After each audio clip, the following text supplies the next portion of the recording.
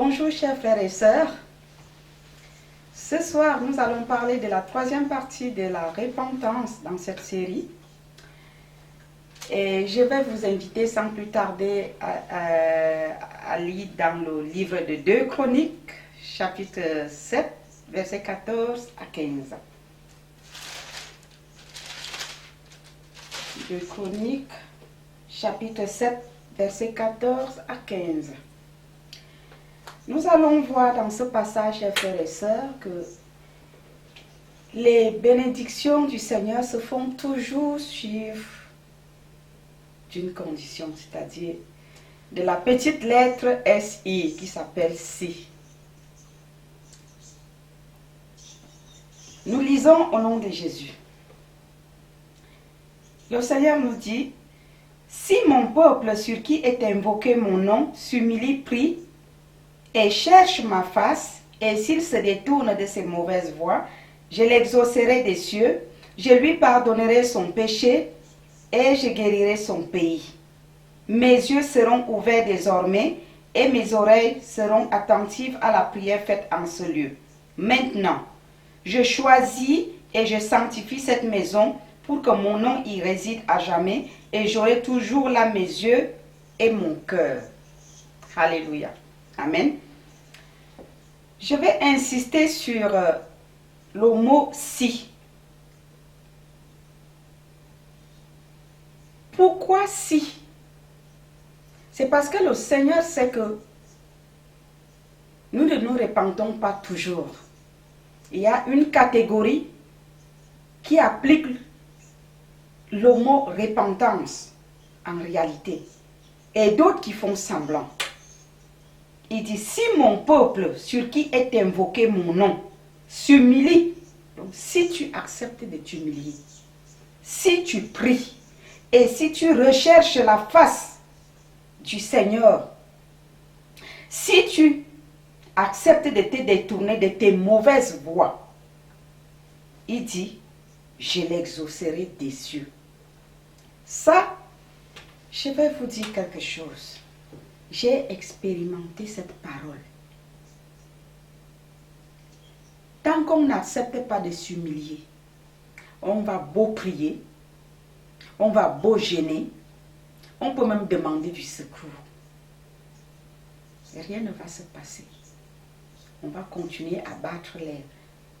Et on finit par dire: depuis que je prie pour ce sujet, le Seigneur ne répond pas. Le Seigneur répond. Il répond. Il te donne une réponse. Il t'attend au tournant. Il veut que tu changes. Il veut que tu t'humilies. Il veut que tu te détournes de tes mauvaises voies. Il veut que tu te répandes. Il veut que tu pries. Il te donne la réponse. Et tant que tu n'écoutes pas sa réponse, ben, il ne bouge pas. Il dit bien: si mon peuple sur qui est invoqué mon nom s'humilie. Aujourd'hui, je suis étonnée de voir, lorsqu'on demande aux gens de s'humilier, de se repentir, ils sont assis ou debout, d'autres les mains dans les plots: Seigneur, pardonne mes péchés, les mains dans les poches. Est-ce que franchement, le pied croisé étant assis là, devant Dieu, Seigneur, pardonne mes péchés.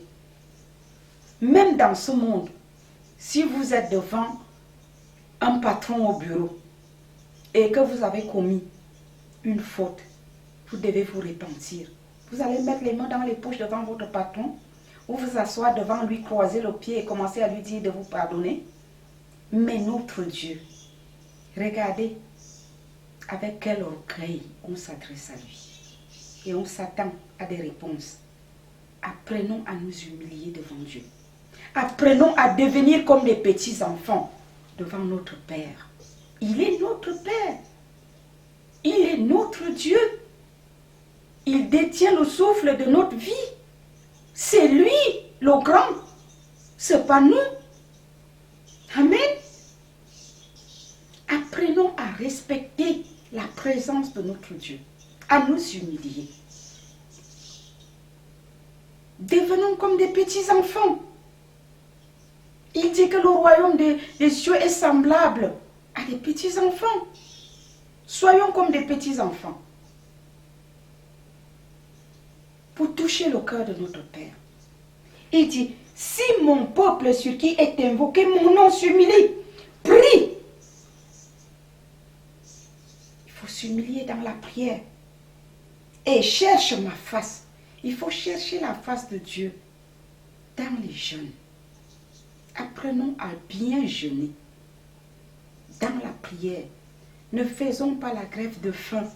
Tu dis que tu jeûnes, c'est le jour-là que tu appelles tous tes ennemis pour les insulter. C'est le jour-là que tu maudis le ciel et la terre. C'est le jour-là que tu fais toutes les mauvaises choses. Non! Quand on jeûne, on rentre en soi-même. On ne cite pas à Dieu ses ennemis, tel m'a fait ci, tel m'a fait ça. Dieu nous dit de pardonner. Ce jour-là, demande à Dieu de t'aider à pardonner à ton plus grand ennemi. Et demande-lui pardon.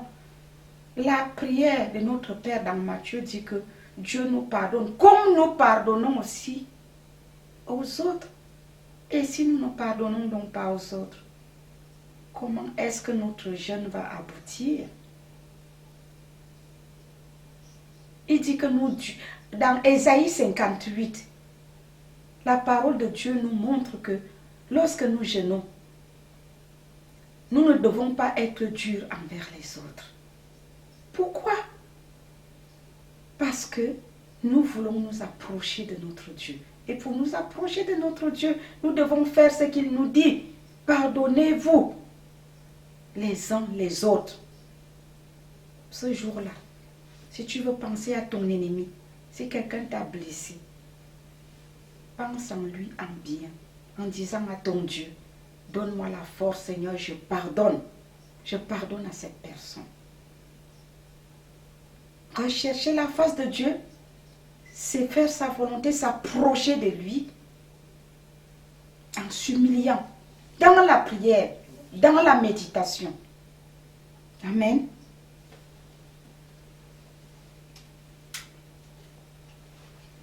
Le Seigneur dit, et s'il se détourne de ses mauvaises voies, je l'exaucerai des cieux. Le tout n'est pas de s'humilier pour recommencer. Le tout n'est pas de s'humilier et prier et jeûner pour recommencer le même péché. Mais c'est de se détourner. Tout ça va ensemble. L'un ne va pas sans l'autre. Je lui pardonnerai son péché. Il dit, je lui pardonnerai son péché. Il ne dit pas, je lui pardonnerai certains de ses péchés. Je lui pardonnerai son péché. Quel que soit. Et je guérirai son pays. Mes yeux seront ouverts désormais et mes oreilles seront attentives à la prière faite en ce lieu. La parole de Dieu nous dit quelque part que la prière du juste, elle est fervente. La prière du juste, c'est celle-là que Dieu exauce. Moi, j'ajouterais même, elle est fervente, elle est même foudroyante.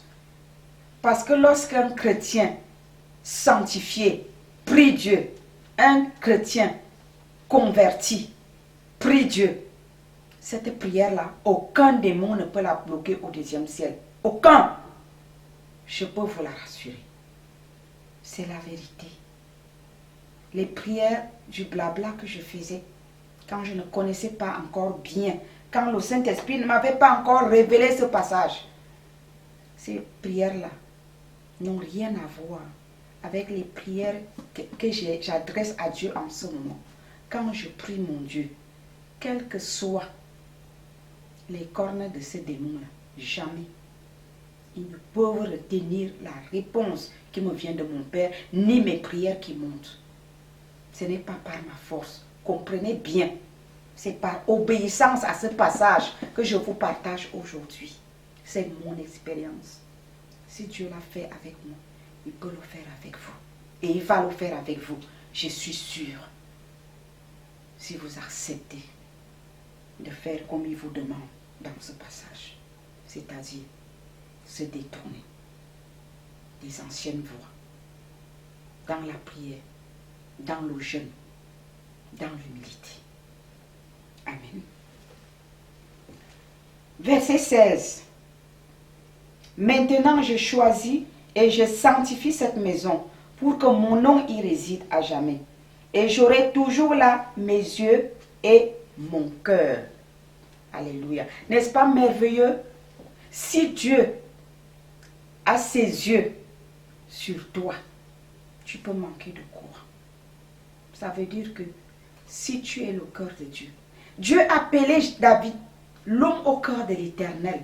Et si jamais il fait de toi l'homme ou la femme au cœur de l'Éternel, n'est-ce pas merveilleux? Tu ne manqueras plus jamais de rien. Et pour que Dieu arrive à appeler David l'homme au cœur de l'Éternel, vous savez, je ne sais pas si dans votre Bible, vous avez trouvé quelque part que David, après son péché avec Beersheba, si vous avez trouvé quelque part que David a recommis l'adultère, quelque part. Non. Dans ma Bible, non. Il s'est repenti pour de vrai. C'est ce genre de repentance que Dieu attend de nous, de vous et de moi. Parce qu'il veut nous appeler les hommes et les femmes au cœur de l'Éternel. Il veut que nous soyons vrais devant lui. Il dit, soyez saints car je suis saint. Soyons purs de cœur. Soyons comme David. David a péché. Il s'est repenti. Dieu a eu miséricorde de lui. Dieu l'a aimé. Dieu l'a appelé l'homme au cœur de l'Éternel. Pourtant, il avait péché aussi. Moi qui vous parle aujourd'hui, si le Seigneur a choisi que je sois son canal, ce n'est pas parce que je suis pur. Aujourd'hui, oui, par Jésus-Christ, par son sang. Parce que j'ai accepté de m'humilier. Il peut aussi faire la même chose avec vous. J'ai accepté de faire le pas.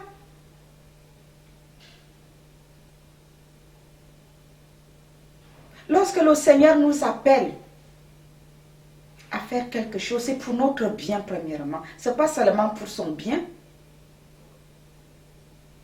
À cause du péché, du non-pardon, j'ai été longtemps malade. Moi qui vous parle. À partir du moment où j'avais accepté pardonner à la personne, Dieu m'a donné la santé. Et j'ai béni son Saint-Nom aujourd'hui. Et je suis sûre que certains d'entre vous souffrent de telles choses à cause du péché. Il est vrai, certains me diront, pas toujours à cause du péché, mais la plupart, oui. Mais faites un effort et vous verrez le résultat. Je peux le témoigner. Dieu est fidèle. Ce qu'il nous promet, il le réalise. Amen. Il suffit d'avoir la foi et de suivre ses instructions.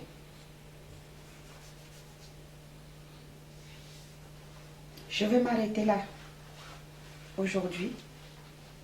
Et la prochaine session, ce sera sur comment se repentir. Parce que beaucoup veulent se repentir, mais ne savent pas comment faire. Il y a un processus biblique.